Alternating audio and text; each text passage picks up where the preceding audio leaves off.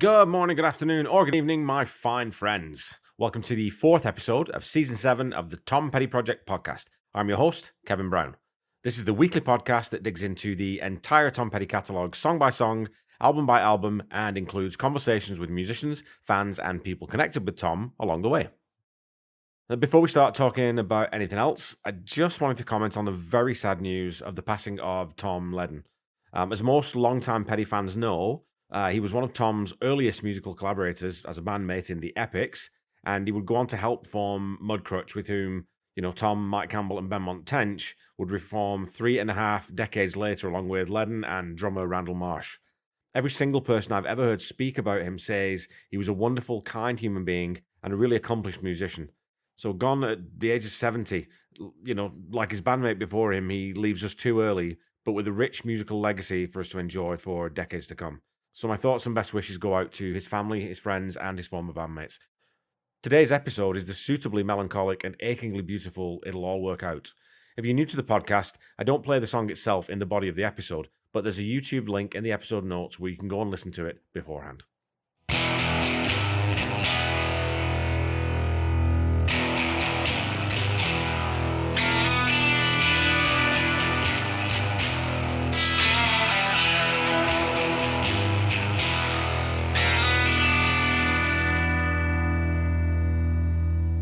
The origin and creation story for this song is pretty unique among all the Heartbreakers tracks in that the music was essentially created entirely by Mike Campbell, with the vocals being overlaid on top of the track that Tom's lieutenant wrote based on the music that Tom had given him.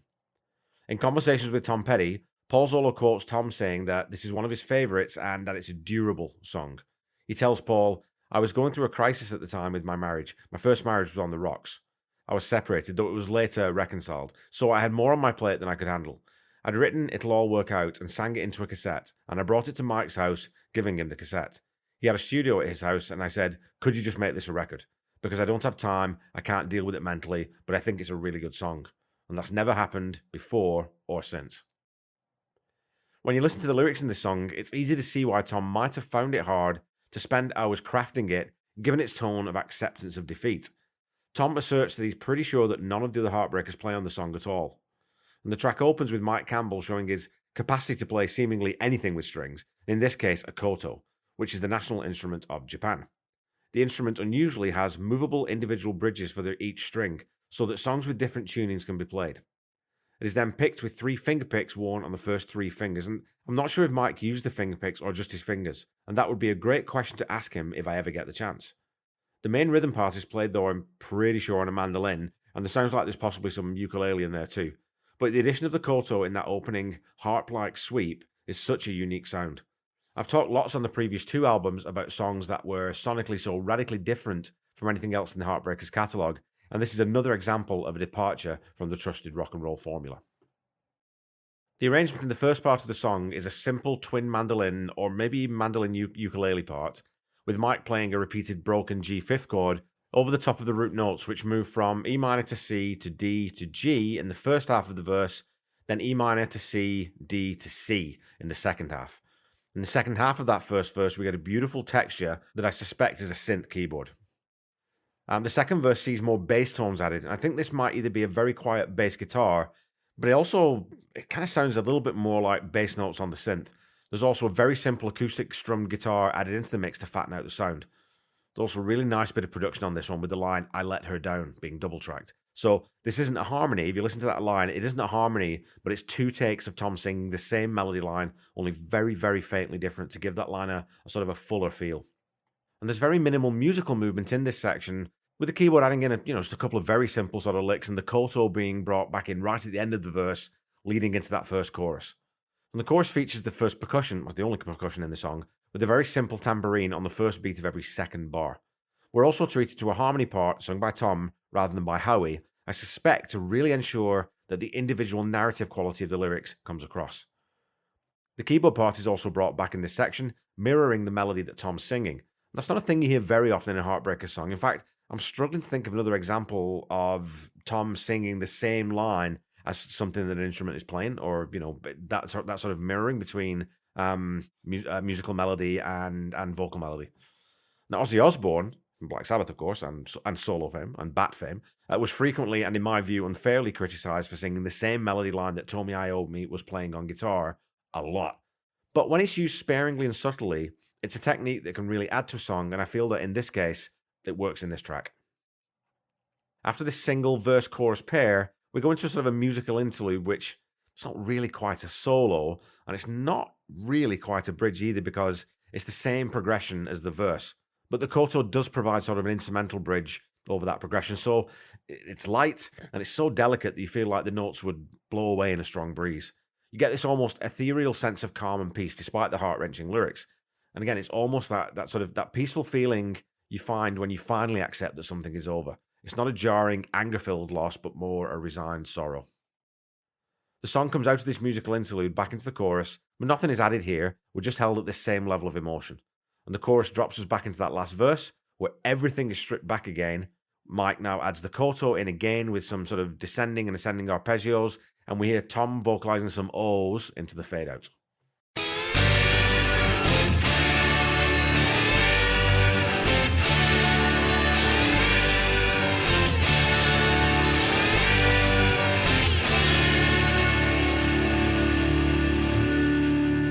Alrighty, folks, it's time for some petty trivia. Your question from last week was this. As well as Jam in Me, Dylan and Petty co-wrote another song that both the Heartbreakers and Dylan recorded, with the latter using it on an album. But can you remember which album that was? Was it A, Knocked Out Loaded, B, Empire Burlesque, C, Down in the Groove, or D, Dylan and the Dead? The answer is A, Knocked Out Loaded. The Heartbreakers recorded their version, but it was never included on Let Me Up I've Had Enough, most likely as Dylan had included it on his album already, but it is included on disc 6 of the playback box set, so you can hear that if you have the 6 CD release. Your question for this week is this. After the breakup of Mudcrutch, Tom Ledden played bass for which legendary US singer?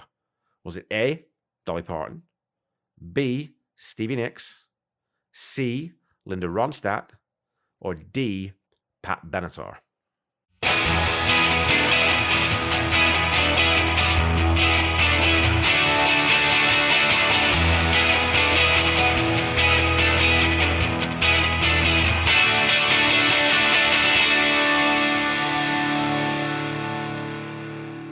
All right, back to the song.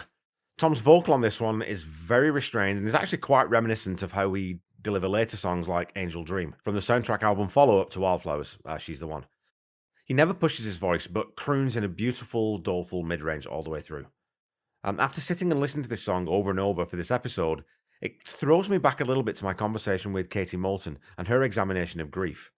If you accept the 5 stages of grief as a very basic framework, Tom wrote lots of songs about denial and anger, but fewer about bargaining and depression.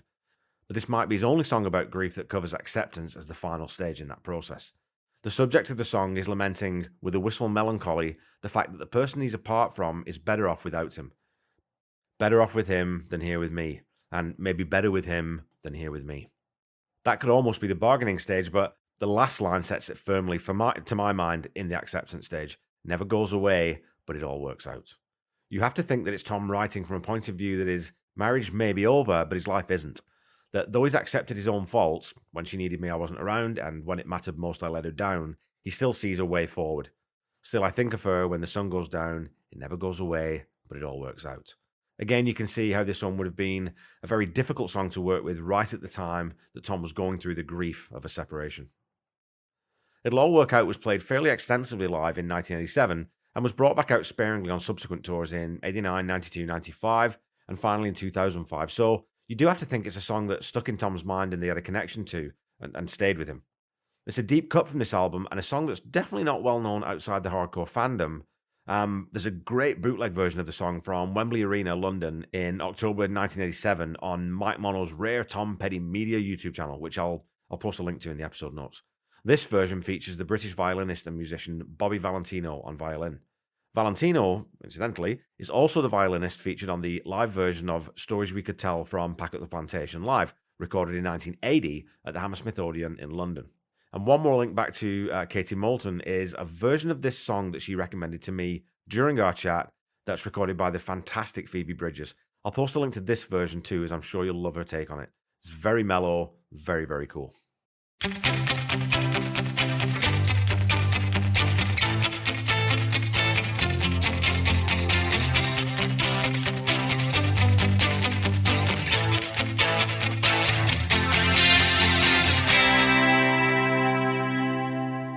Pettyheads, that's a wrap on another episode.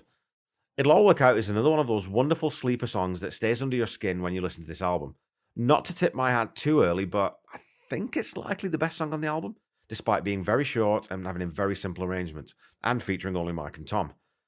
The hope in the melancholy and the beautiful arrangement put me firmly in mind of the movie Highlander for some reason. I don't know why. So rather than the Japanese influence that the koto imparts, the imagery that sticks in my mind is that of the windswept Scottish Highlands and of Connor and Heather McLeod's doomed relationship.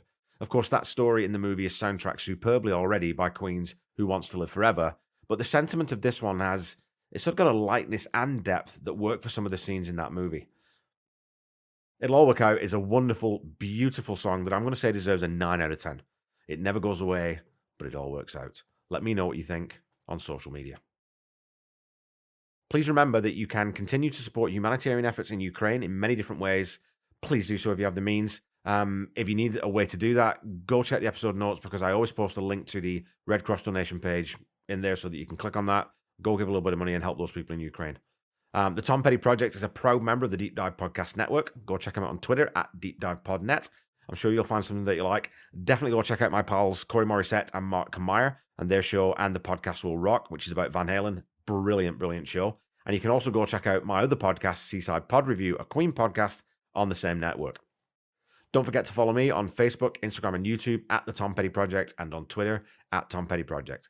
Go follow, like, subscribe as applicable, leave a rating, tell a friend, get the word out there. Keep talking to me on social media. Again, I don't always answer quickly on Instagram, so I apologize for that, but it's the platform that I tend to use least. The Tom Petty Project is not affiliated with the Tom Petty Estate in any way, and when you're looking for Tom's music, please visit the official YouTube channel first, or go to official streaming platforms like Spotify, Apple Music, or Amazon Prime. If you're looking for merchandise, go to tompetty.com. That's where all the official merchandise is, and there's a brilliant selection there. You can also find merchandise on my website if you go to store.tompettyproject.com or just www.tompettyproject.com. You can go check out some of the merch that I got available. It's not official Tom Petty branded because I don't want to sort of tread on any toes there. But you can go check those out if you're interested. Also, don't forget to check out the Tom Petty Nation and Tom Petty Fans Forever groups on Facebook. They're great communities, and I'm sure you'd enjoy spending some time in there. Until we meet again next week, keep listening to and sharing Tom's music. Try to be kind. Try to say I love you to someone at least once a day, 2 or 3 times if you can. Stay safe and healthy, and I'll be back with you next week to talk about the last track on side 1 of this album, My Life, Your World. Bye-bye.